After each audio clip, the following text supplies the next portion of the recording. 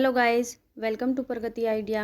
आज हम class seventh के हिस्ट्री के सेवन्थ चैप्टर जिसका नाम है tribes, norms and settle communities, उसके नेक्स्ट पार्ट को करेंगे।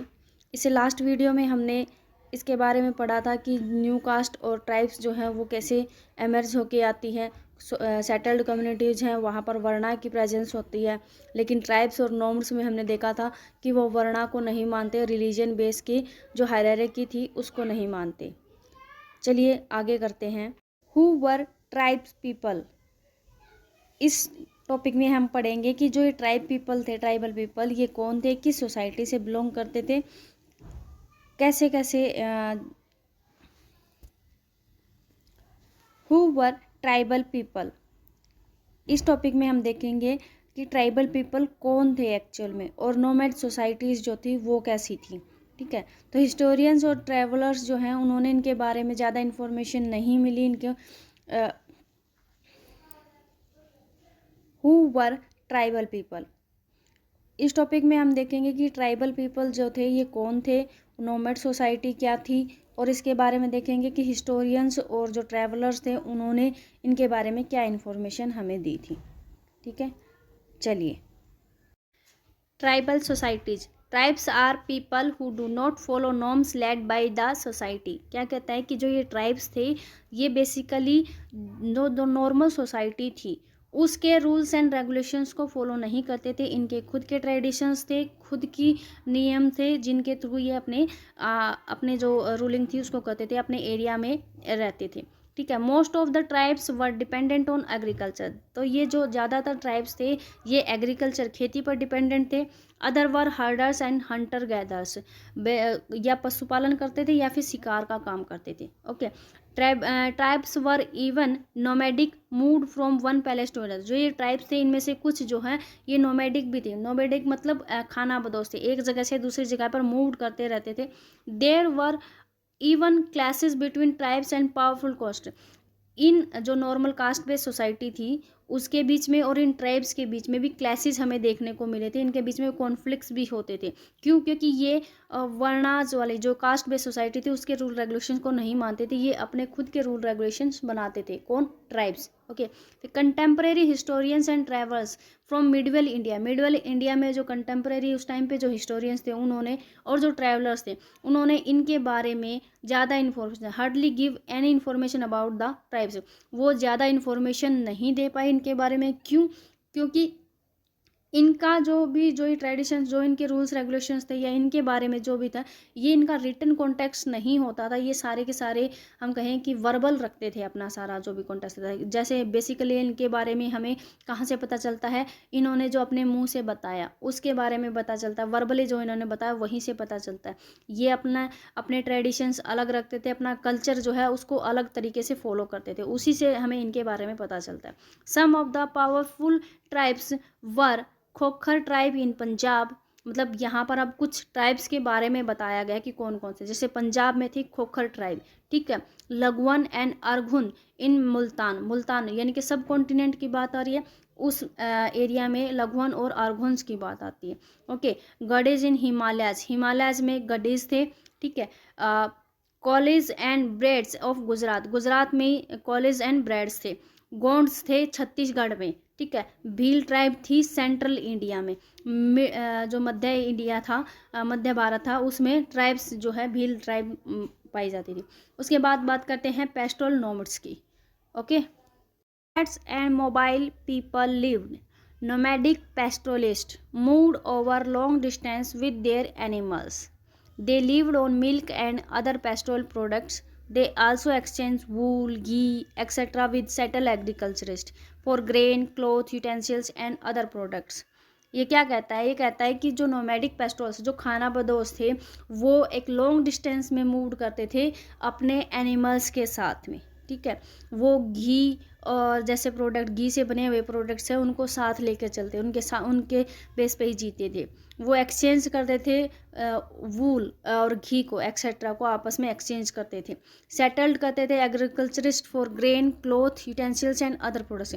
वो जहाँ पर जाते थे वहीं पर खेती करते थे, और किसके लिए? फूड ग्रेन्स के लिए, क्लोथ्स वगैरह के लिए, यूटेंसिल्स और other pastoral norms move from one palace to another with their herd of animals. ये क्या कहता है कि जो नॉर्म्स होते हैं, जो खानाबदोश लोग होते थे, वो एक जगह से दूसरी जगह पर अपने एनिमल्स के साथ में जो है मूव करते थे, जाते थे। दे सर्वाइव्ड ऑन मिल्क प्रोडक्ट्स। वो बेसिकली जो अपना लाइफ जीवन है वो किस पे बेस करते, दूध और दूध से बने हुए पदार्थों से जीवन व्यतीत करते थे। एक्सचेंज करते थे घी, वूल एक्सेट्रा, क्योंकि उनको जैसे उनके एनिमल्स हो गए, भेड़ बकरियाँ हो गई, तो उनसे ऊन मिलती थी और उन्हीं से घी, दूध से बने हुए प्रोडक्ट उनको मिलते थे। वो चीज़ें एक्सचेंज करते थे किन के साथ में, फार्मर्स के साथ में एक्सचेंज करते थे। और किसके बदले में, उनसे फार्मर्स से क्या लेते थे, ग्रेन्स, क्लोथ्स और यूटेंसिल्स, बर्तन, कपड़े और खाना जो है वो लेते थे वो लोग किसके बदले में, घी और ऊन के बदले में। Okay, the most important traders nomads were Banjaras. इसमें सबसे जो मेजर ट्रेडर्स थे, व्यापारी जो थे, वो बंजारे थे। ठीक है, देयर क्रेवेंस आर कॉल्ड टांडा। तो उनका जो ग्रुप होता था, जिस समूह में वो चलते थे, उसको टांडा बोला जाता था। Sultan Alauddin Khilji and Banjaras used Banjaras to move grains to the city market. जो सुल्तान अलाउद्दीन खिलजी, हमने जो सुल्तान दिल्ली सल्तनत पढ़ी थी तो उसमें अलाउद्दीन खिलजी का नाम आया था। वो बेसिकली इन बंजाराज का यूज़ करता था ग्रेन्स को एक जगह से दूसरी जगह पर लेके जाने के लिए, सिटी मार्केट में फूड ग्रेन्स को लेके जाने के लिए, क्योंकि इनके पास एनिमल्स होते थे और ये एक जगह से दूसरी जगह पे मूव करते रहते थे, तो ये अपने एनिमल्स पर बोझा ढोने का काम करते थे। ठीक है, pastoral tribes thus basically reared and sold animals like horses, cattle to the prosperous peoples। तो ये जो ट्राइब्स होते थे ना, ये खानाबदोश जो नॉर्म्स होते थे, ये बेसिकली रेयर्ड होते थे और एनिमल्स को खरीदते और बेचने का काम करते थे। जैसे कि जो स्पेसिफिक होते थे, जैसे कि हॉर्सेस हो गए और कैटल हो गए, जो लोगों के लिए ज़रूरी होते थे, ठीक है, इंपॉर्टेंट होते थे, उनको ये खरीदने और बेचने का काम करते थे। तो ट्रेडिंग का काम करते थे ये एनिमल्स को, और जैसे कि हॉर्सेस हो गए, कैटल्स हो गए, इनको ये एक जगह से दूसरी जगह पे बेचने का काम करते थे। क्लियर। अब इसी में नेक्स्ट हम करते हैं changes in caste structure of India. India के कास्ट स्ट्रक्चर में क्या चेंजेस आते हैं उसके बारे में हम यहाँ पे पढ़ेंगे। कहता है कि in the field of trade and agriculture, हम बात करें ट्रेड और एग्रीकल्चर, खेती और व्यापार के मामले में बात करें, there emerge multi caste population in many villages on account of the spread of Islam. ठीक है, तो ये कहता है कि इस टाइम पीरियड में बहुत सारे मल्टी कास्ट पॉपुलेशन जो है वो मल्टी कास्ट हो गई थी, मतलब बहुत सारी जातियों के लोग यहाँ पे रहने लगे थे बहुत सारे विलेजेस में, जब तक इस्लाम जो है और दूसरा इस्लाम जो है वो भी स्प्रेड आउट हो गया था।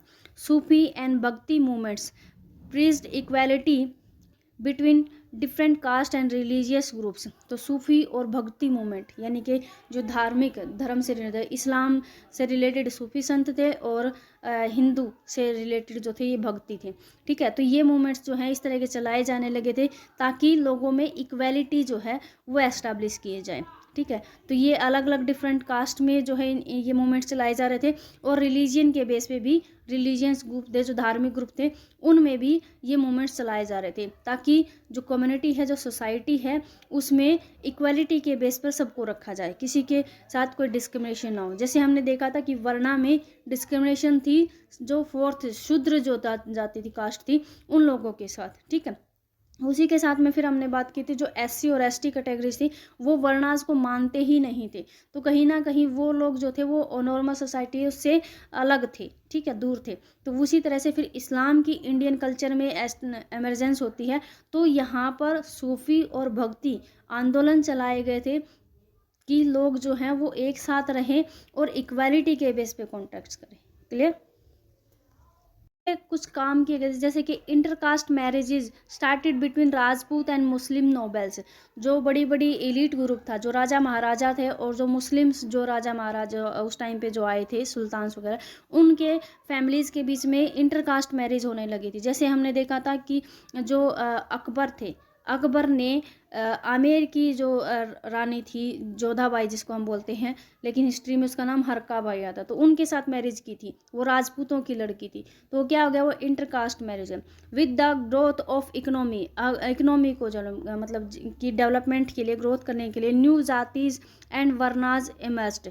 ठीक है, तो इसकी वजह से मतलब इकोनॉमी में ग्रोथ करने के लिए और नई जातियाँ आ गई थी एमरजेंस में, और वर्ण जो हैं वो भी पहले स्टार्टिंग में सिर्फ 4 वर्ण डिफाइन किए गए थे, लेकिन बाद में और जातियाँ भी इसमें आती चली गई थी। ठीक है, many tribes become part of the ruling changing. तो बहुत सारे जो ट्राइब्स थे, जो हम SC ST की बात करके आए हैं, शेड्यूल्ड कास्ट और शेड्यूल्ड ट्राइब्स की बात करके आए हैं, वो लोग जो है रूलिंग में जो चेंज होने वाले थे उसमें एक मेन रोल प्ले करने लगे थे। क्लियर।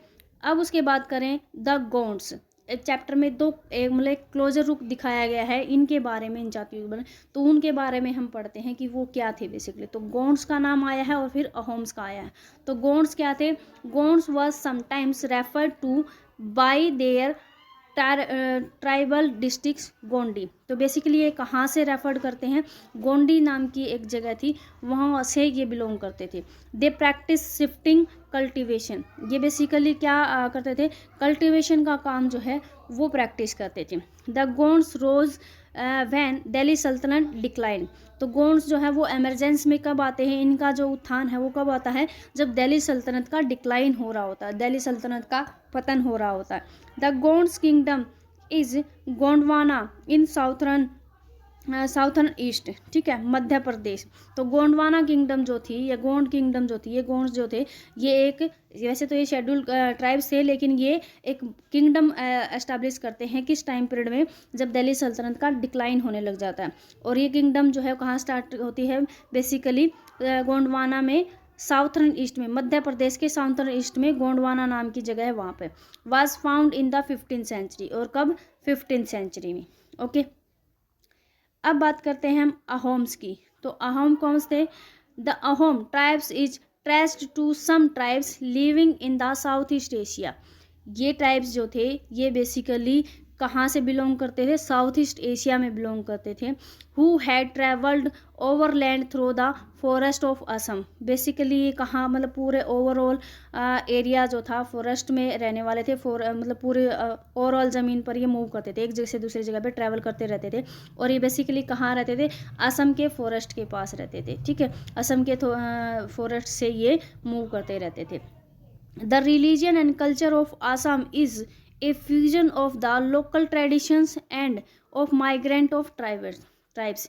तो असम का जो रिलीजन और कल्चर है वो बेसिकली किसका फ्यूजन है, यानी कि एक कम्बिनेशन है किसका? जो लोकल ट्रेडिशंस वहाँ पर फॉलो किए जाते उनका, और जो ट्राइब्स थे उनके माइग्रेशन का, मतलब कि वहाँ पर जो ट्राइब्स आकर बस गए थे उनका। ठीक है, उनका एक कम्बिनेशन है दोनों का। Ahoms belonged to a warrior class. Ahoms जो थे वो बेसिकली एक वॉरियर क्लास से, यानी कि एक क्षत्रिय क्लास से आते थे, वर्ग से आते थे। And built roads and irrigation system, और उन्होंने क्या बनाए? उन्होंने बहुत सारे रोड बनाए और इरिगेशन सिस्टम, यानी कि जो सिंचाई सिस्टम व्यवस्था थी उसको सुदृढ़ किया था। Even before establishing their rules, जब उन्होंने अपना रूल्स स्टार्ट किया था उससे पहले उन्होंने ये काम किया। The Ahom form the new kingdom. Ahoms ने अपनी नई किंगडम बनाई थी by suppressing the older political system. उन्होंने अपनी किंगडम जब बनाई, जब जो पुराना पॉलिटिकल सिस्टम था, क्या था? बिनियाज का। ठीक है, बिनियाज का पुराना पॉलिटिकल सिस्टम था, वो उससे अलग करके अपना एक अलग किंगडम बनाई थी अहोम्स ने। ओके, तो ये था हमारा चैप्टर 7।